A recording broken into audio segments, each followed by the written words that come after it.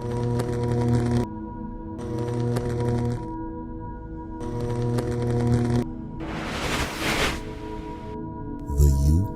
UFO Channel. This is a very dangerous document to have. I'm going to have to give you the provenance of this.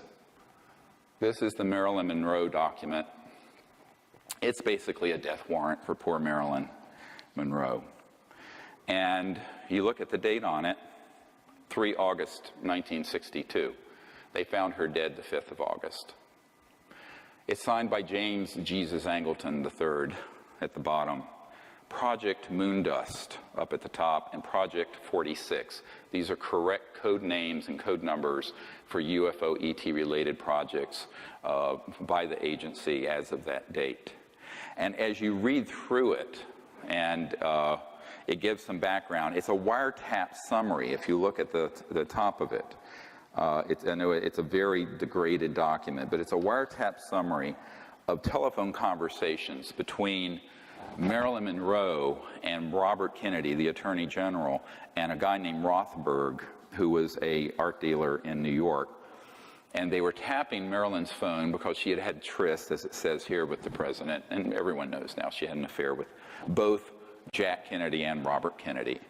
And in pillow talk, the president had told her some things. And it says one such secret that she was going to divulge in a news conference mentions the visit by the president at a secret airbase for the purpose of inspecting things from outer space.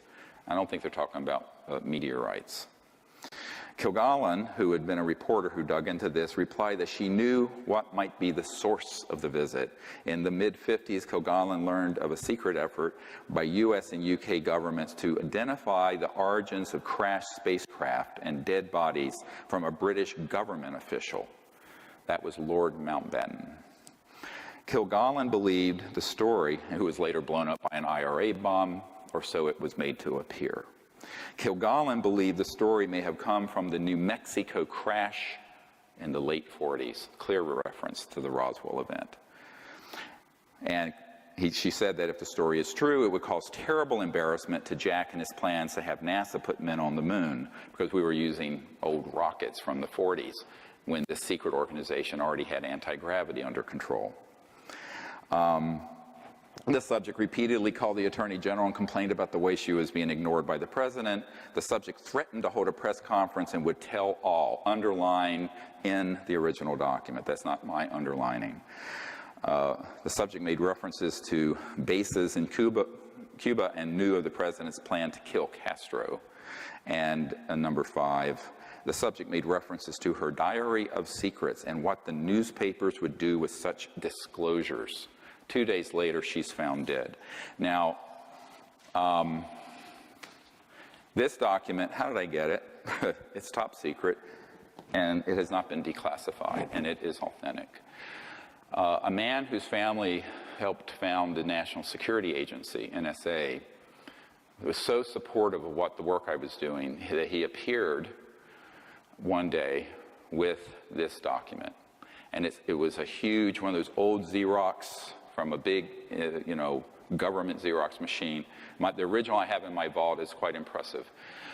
And he says, you need to know the kinds of things. I think he was not trying to scare me off, but he was wanting me to know the kinds of things that have been done to people who tell these kind of secrets. And so he gave me this document, and as soon as I saw it, I suspected it was legitimate. Later, I had it inspected by a man who I don't wish to name, but he was the officer who was General Odom, O-D-O-M, who was head of the NSA for years. He was General Odom's right-hand guy, literally carried his briefcase. And he became a document authenticator and a lecturer at University of Maryland who, frankly, when he looked at it, he says, without me taking it from the vault myself, I can tell you 95% certainty it's authentic, because everything in it. So basically what happened is that Marilyn Monroe was being jilted by the Kennedys because it was becoming too well known they were having an affair. The Kennedys did not order her assassination. Angleton did. Now, who is Angleton? Angleton was the big, whole books have been written about this guy. James Jesus Angleton III was the guy who at the CIA was the big mole hunter. He was the guy who would chase down anywhere a leak was coming from and had everyone tapped.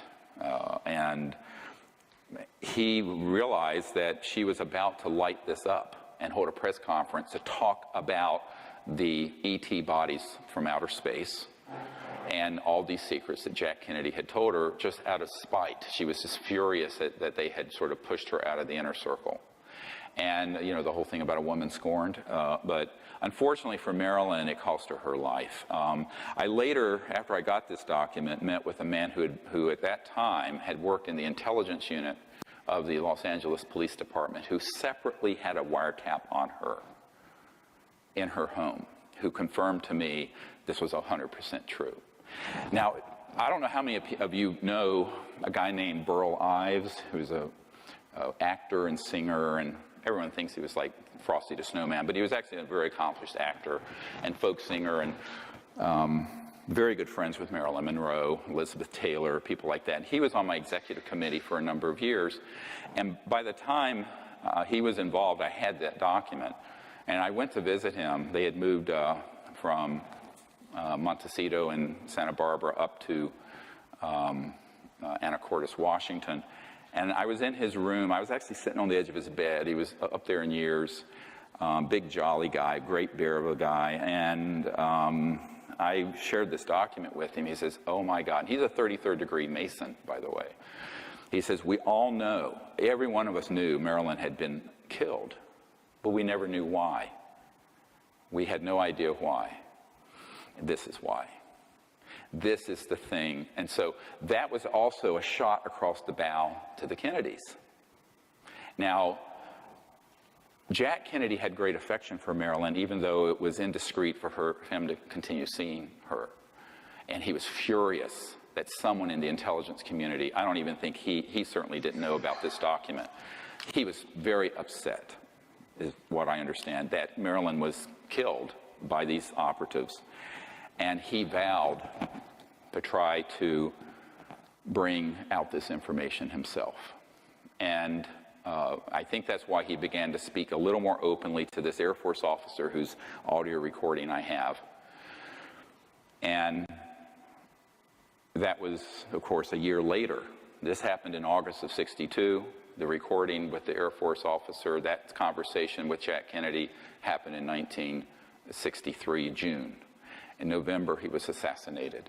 As Kennedy was planning, if he had become the president, he was going to dissolve the CIA, get us out of Vietnam, disclose this information, and make peace with the Soviet Union. That's what he was going to do. And those folks in the intelligence community and the warmongers and the profiteers and the military-industrial complex said, like bloody hell, you. The UFO Channel is asking the public to send in their UFO, UAP videos to be displayed on the UFO Channel. With your contribution, you will be helping us bring full disclosure from the government about the alien presence on Earth. Don't forget to write a comment, and don't forget to push the like and subscribe buttons for the UFO Channel. Regardless of what any publication or anyone says, only the truth matters.